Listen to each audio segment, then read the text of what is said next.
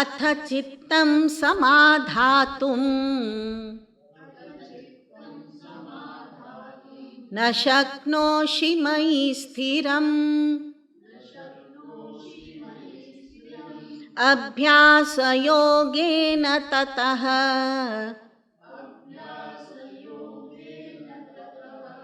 मामिच्छाप्तुं Dhananjay.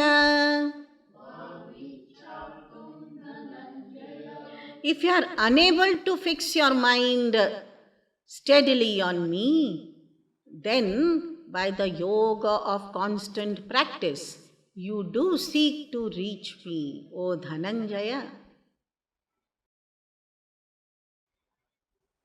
So, Bhagavan in fact has not given an option away from what he has already told, but only to help the seeker out. Bhagavan says, if you are unable to do so, then practice.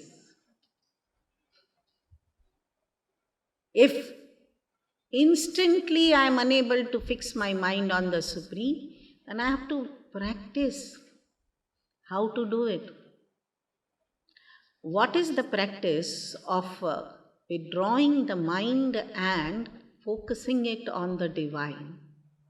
Is the practice of meditation, right? About which elaborately Bhagavan has already told. So I have to go back to the 6th chapter if I am not fit enough to do what Bhagavan has told me to do. So after the 6th, the 7th will come, and the 8th and the 9th and the 10th and the 11th. Not only the 6th chapter. So I have to go through all the chapters before I can fix my mind on the Supreme. It will help me. See how Bhagavan is recapitulating what he has already told for the benefit of the seeker. It is like revision. My target is this. If I am unable to do that, let me go back and start practicing that from where I am failing. Fair enough. I cannot just overlook certain practices and get going. Okay, if I am unable to do meditation, at least let me do my devotion. No, it's not going to work that way. My bhakti, my devotion will be really bhakti only when my mind is calm enough. So I have to go back and try to practice meditation. Now think of this, you see. Think of, just imagine, what a wonderful imagination, that every person, every devotee entering the temple with a calm mind. Can you think, can you imagine?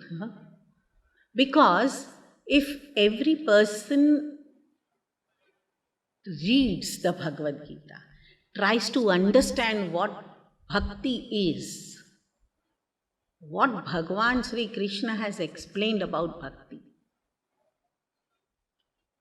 how to prepare myself to be a devotee of God. Now suppose you want to get admission in Oxford University. Okay. You can just walk in. Can you just walk in? You can't walk in. You have to be eligible to get into it. No? So you will prepare yourself.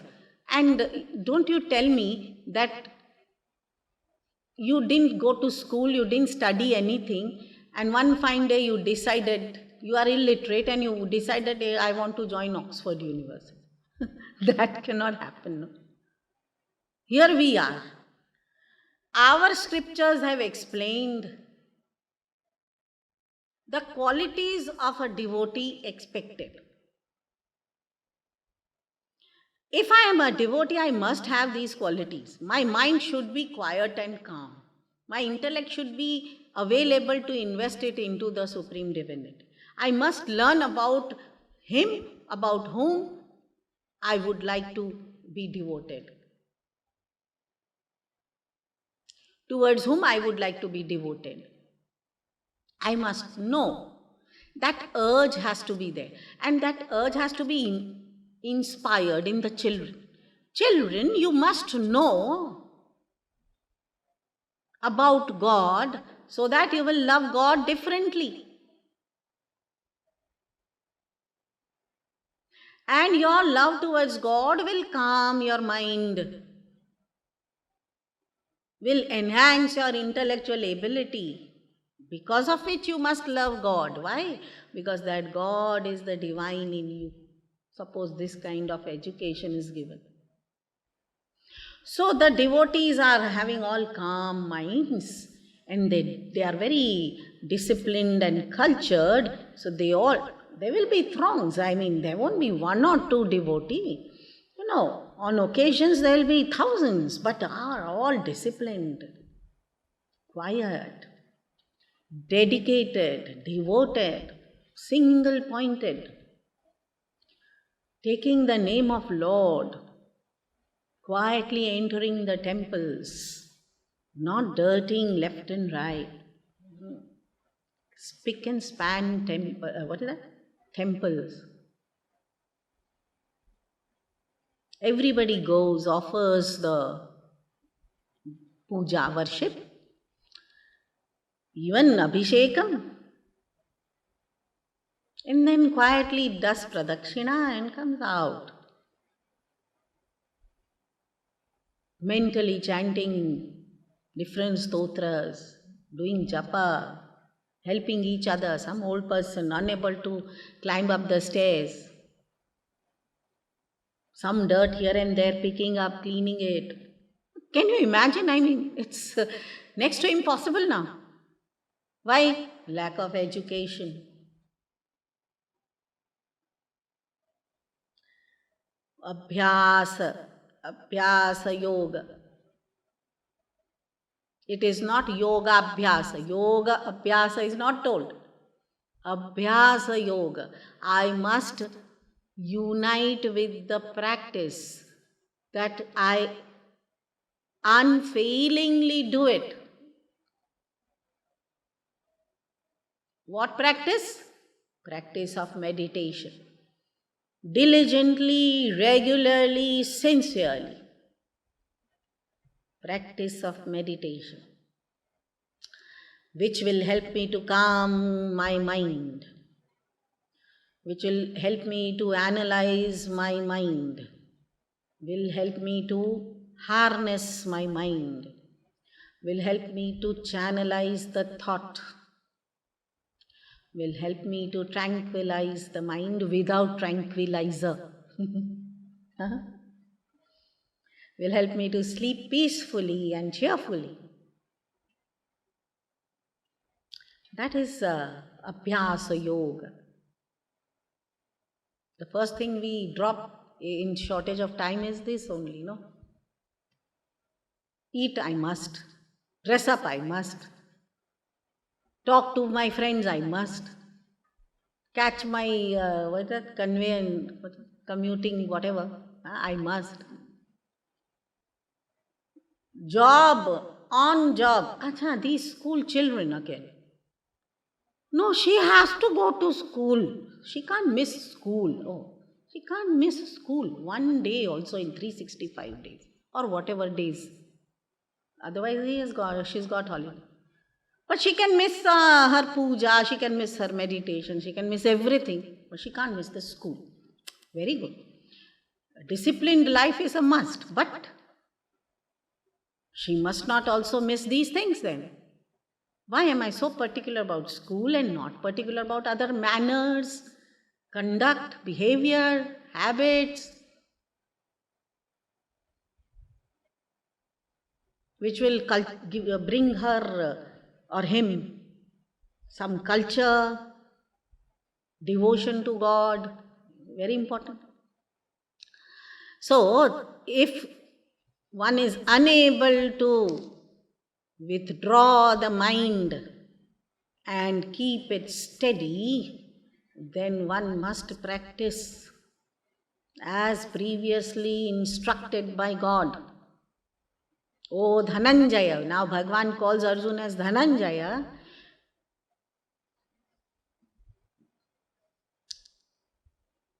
The one who is one of the best archers, so he knows how to focus. So you are dexter in your field of activity, worldly activity. Can't you withdraw your mind and equally be dexter enough to focus your mind on the Supreme?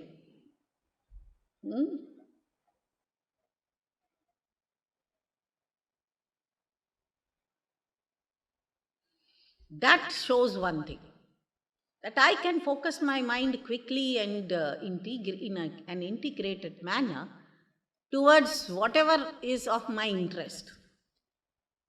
So if I am unable to focus my mind on the divine, that means there is lack of interest, not lack of any other thing. Let me count money and see whether I have focus of mind or not. And especially if I am getting that money. Suppose I am supposed to get some, how much? 50,000 rupees, okay? Not a big amount nowadays, no? 5 lakh rupees, okay? Suppose I am going to get 5 lakh rupees from you in cash. Have you seen how in a focused manner they count? Oh my God! It's so disturbing to see them, how they count. The whole body is shaking. And they are very fast in counting also. Faster than the counting machine that you have in the banks. They will count and then they will, one after another. Nowadays 5 lakhs is also of no use. Crores, we talk in crores, cash. They must be counting also, right? Ask them to meditate with the same focus. Now they know a focus of mind they have. But the moment the object is removed, the subject is there. I lose my focus. On every object of my interest, I am completely focused. Out of some 20, 50, 500 varieties of sweets in the shelf of some, say, which sweet wala you want to say? Haldiram, Evergreen, Agarwal, Nathus, whichever. Exact focus on my sweet in which I am interested. The same person asked to meditate, not possible. How is this possible? That means I know how to harness my mind and I know how to channelize it, but I am not sufficiently interested. Let me accept it. Why am I not interested? That also I have to accept. Because I know about other things, I do not know about it. Therefore, Bhagavan says, Mai buddhim niveshaya, oh my God, Bhagavan will say, oh my God, please invest your intellect in me.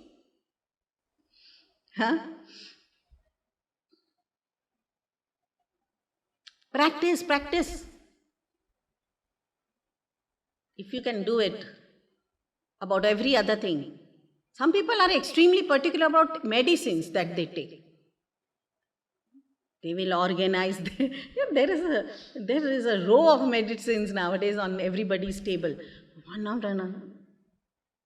This much, that much, whatever. Extremely particular. And if they cannot see, they will put up the spectacles also to see.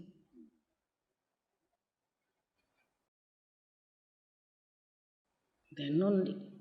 I am very particular. Especially the elderly people, they'll say, I am very particular. The way the daughter-in-law is chopping the salad, very particular. Focus. My dear, they won't call her daughter. My dear, how can I call her daughter? My daughter is my daughter. My daughter-in-law is not my daughter. So, my dear, have focus on your hands when you chop the salad. Same mother-in-law is neither able to do herself the meditation nor is preaching the same to the daughter-in-law. But yes, the salad has to be cut properly. Forget about it. Put it in that chopper, cut it, finish it. Don't waste time in, those particular things about this and that. How to put the bed sheet and how to put the flowers in the vase, and that you should have done when you were of 10 years age or 12 years age. 10, 12 years, at the most by 15 years of age of any human being, one must excel in all those things. Finish it off. After that, pay attention at the higher levels. That doesn't mean that you become, careless about these things. No, you have to be particular. These things are only to teach you how to focus your mind. But not at this age.